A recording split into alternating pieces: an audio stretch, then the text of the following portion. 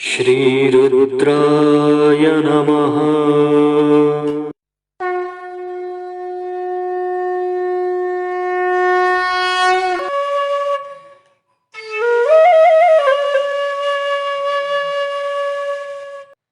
ओम नमस्ते रुद्रमन्यव।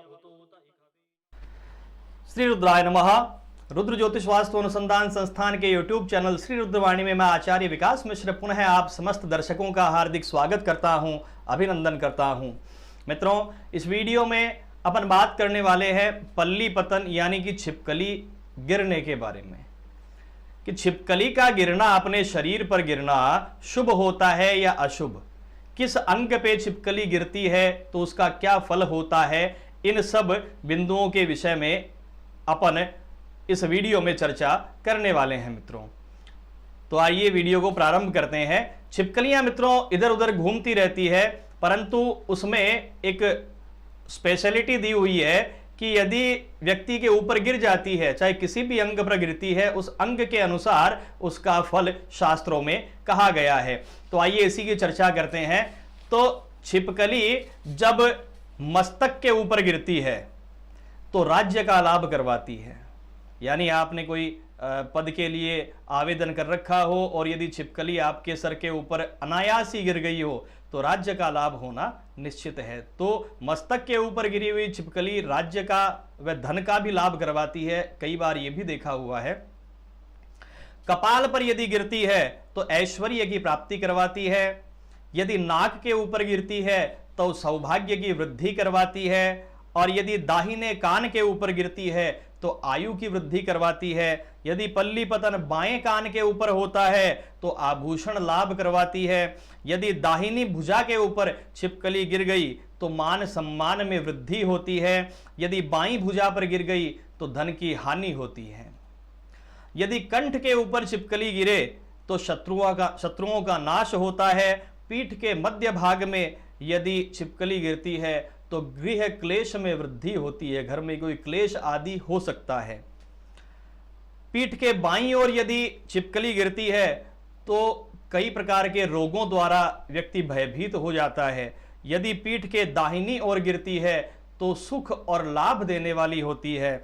यदि दाएं कंधे पर गिरती है तो विजय और सफलता की सूचक होती है। बाएं कंधे पर गिरने से दुश्मनों द्वारा भय प्राप्ति होती है। कमर पर गिरती है तो रोगों से भय होता है। दाहिनी जांघ पर यदि गिरती है तो धन की हानि होती है। और बाईं जांघ पर गिरती है तो पुत्र आदि से लाभ प्राप्त होता है। दाएं हाथ के ऊपर यदि छिपकली गिरे तो धन लाभ होता है। और बाएं हाथ पर यदि गिरती है तो धन हानि होती है मित्रों। नाभि के ऊपर यदि छिपकली गिर जाए, पल्ली पतन हो जाए तो पुत्र प्राप्ति होती है। यह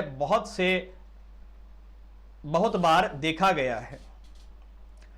हृदय पर यदि छिपकली गिर जाए तो सुख और यश की प्राप्ति करवाती है मित्रों। दाएं पांव पर गिर जाए तो आपकी कोई ना कोई यात्रा का योग बनेगा, लंबी यात्रा होगी, भ्रमण करवाएगी आपको। यदि बाएं पांव पर गिर जाए तो वही रोग और क्लेश में वृद्धि कारक मानी जाती है। यदि पांव की अंगुलियों पर गिर जाए तो भी यात्रा कारक मानी जाती है मित्रों। आपकी कहीं ना कहीं यात्रा का एक प्लान बन सकता है। यदि गर्दन पर गिर जाए तो कीर्ति और लाभ देने वाली होती है। इस प्रकार से छिपकली का अलग अलग स्थानों पर गिरना, अलग अलग अंगों पर गिरना अलग अलग प्रभाव करवाता है अपने जीवन में। इसको पल्ली पतन कहा जाता है मित्रों शास्त्रों में। और पल्ली पतन का ये जो फल था ये अपन ने इस वीडियो में इस चीज की चर्चा अपन ने करी। तो मित्रों, यदि छिपकली अंग पर गिर जाए और उसका प्रभाव बुरा आए तो तुरंत ही शास्त्र ऐसा कहते हैं कि यदि छिपकली स्पर्श भी हो जाए तो जो वस्त्र अपन ने पहन रखे हैं उन वस्त्रों के सहित स्नान करें, उन वस्त्रों का दान कर दें और भगवान शंकर के शिवालय में जाकर के एक शुद्ध घी का दीपक जला करके आए और वहीं पर बैठ करके महामृत्युंजय मंत्र के कम से कम 108 जप अवश्य करें।